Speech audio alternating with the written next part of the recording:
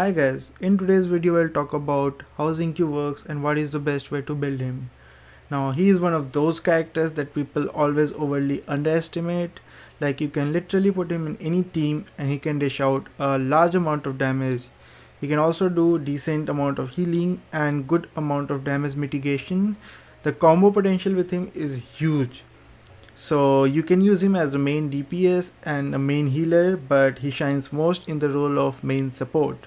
Today we'll talk about his elemental skill and his elemental burst and how to use them efficiently.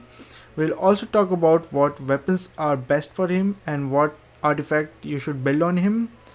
We'll also talk about his builds and the combos you can do with him and which heroes are best to pair him with. So let's start with the elemental skill.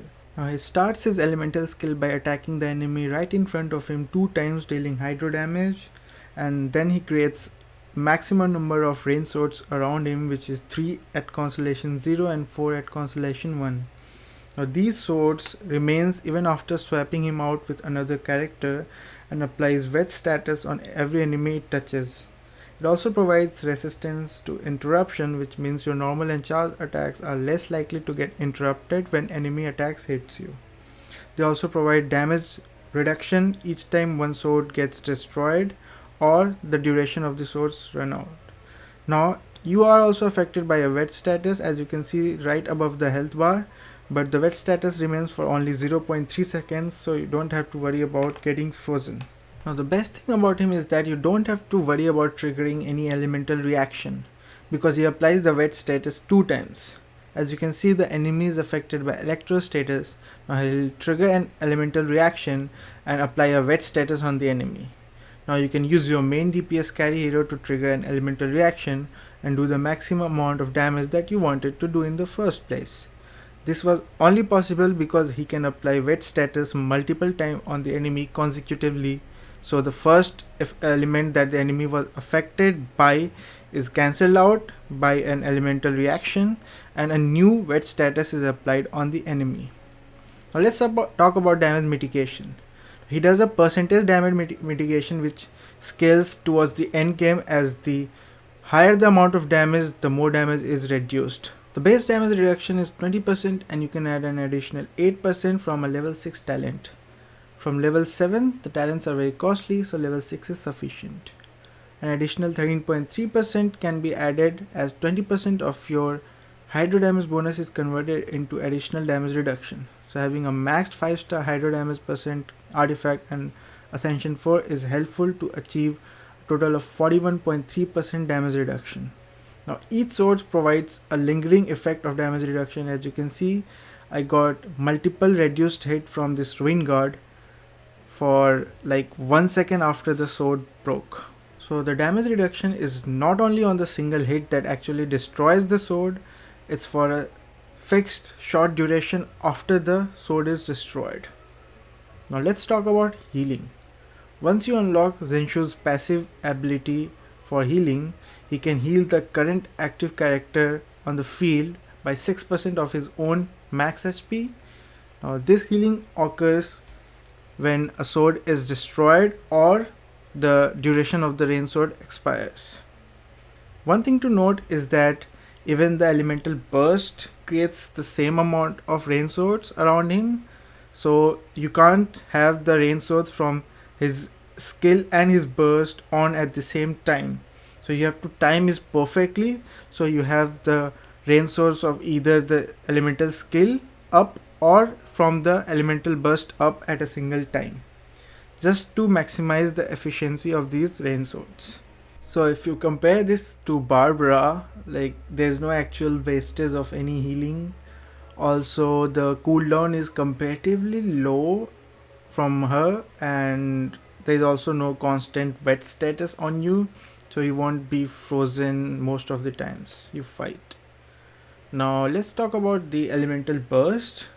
So the elemental burst of Xingqiu also creates the maximum number of rain swords around you, which is 3 at constellation 0 and 4 at constellation 1. Now it also creates an orbital on top of you, which is not removed even when you swap out from the swap up to a different character, and this orbital attacks enemies at every 1 second interval. Now each attack has 2 and 3 alternate strikes. So the first attack will have 2 strikes, the second attack will have 3 strikes, and this will keep on alternating, so the pattern will be 2-3-2-3. At constellation 6, the pattern changes and it's 2-3-5-2-3-5. And there's total of 15 attacks, which is the duration of this elemental burst. If you have constellation 2 unlocked, the duration will be increased to 18 seconds, so there are 18 attacks in total.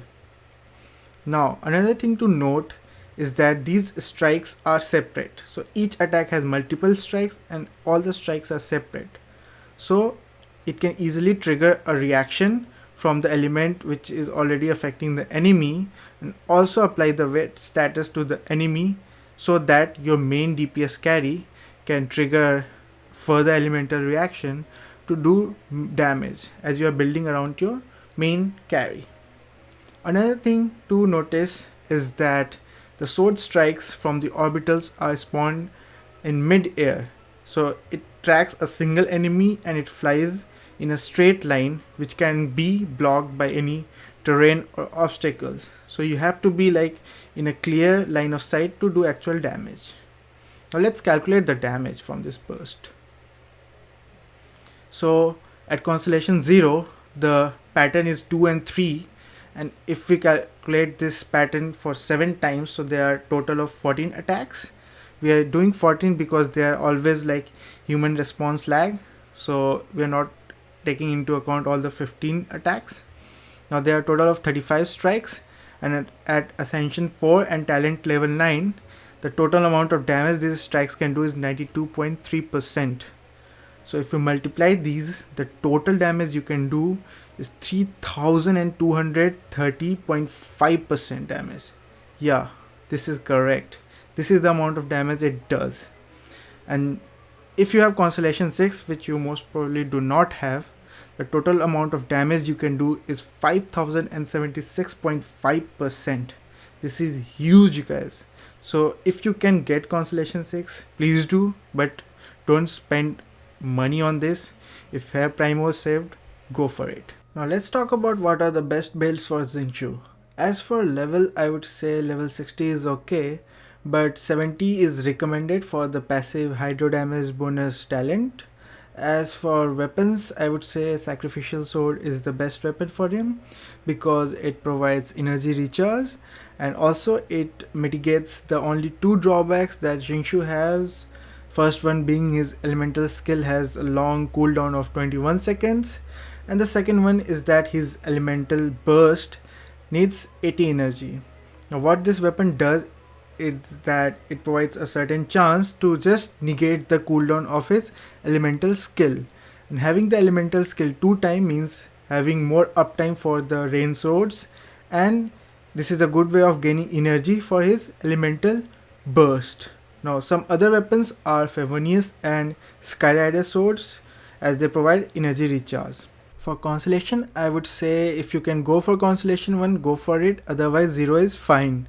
For Artifact, Noblesse Oblige is the best one as it's available in 5 star, and also the 2-piece set bonus, like it gives you a huge addition to your elemental burst damage, and the 4 set bonus is always very good for the whole team. Another one is the energy recharge build. If you need more energy recharge, you can go for this one. The next one is for healing. If you need more healing out of Xingqiu, go for this build. Now another one, like you can also go for Instructor, as more elemental mastery for the whole team is very good, and Xingqiu has a very efficient way of triggering elemental reaction, which is required for the 4-piece set bonus to be applied. As for the main stat of the artifact, you can see hydro damage bonus is the best one for him. Energy recharge, you need at least 200% to be more efficient, and so on. So for the team combos, you can see like there's a lot of heroes which you can combo with him, like Fischl, Diluc, Catching, Chi-Chi, Razor, Chongyun. I'll just showcase one of the team builds. Like with Chongyun, you can just provide constant freeze, like you can just freeze the enemy like for a longer period of time. As you can see, like frozen, and the shatter effect does a lot of damage. Currently my Chongyun is not leveled up, that's why he can't do any damage. Now caching, like you basically have to do electrocharge, freeze and vaporize combos with Xingqiu, and these combos are very efficient. Vaporize is the best one as it scales towards the late game because it can do crit and the bonus damage is a lot. And another point to notice is that the burst damage that Xingqiu provides, it's like it does damage over time. So if you build more hydro damage, crit and attack, it's always good on him. Now if you did not have enough time to watch the whole video, I'll just summarize everything for you. So the first point would be that minimum level should be 60 on him and go for Ascension 4 because of the passive hydro damage bonus. The skill and burst talent should be level 6 to be more efficient because 7 and above are very costly. Now Xingqiu scales a lot with investment, so don't just hesitate to invest in him. The best weapon for him is Sacrificial Sword because of the energy recharge and the passive it provides. Now the best artifact set is Noblesse Oblige as the damage bonus it gives is a lot, and also it's available in 5-star. Another thing to keep in mind is that always have the hydro damage bonus cup artifact because hydro damage is very important for him. Also try to have at least 200% energy recharge to be very efficient with his elemental burst. Now don't use his elemental skill and burst at the same time because the rain swords does not stack. Now if you enjoyed watching this video, please give it a like, subscribe to the channel and hit the bell for notification. I'll see you guys in the next video. Thanks for watching. Cheers.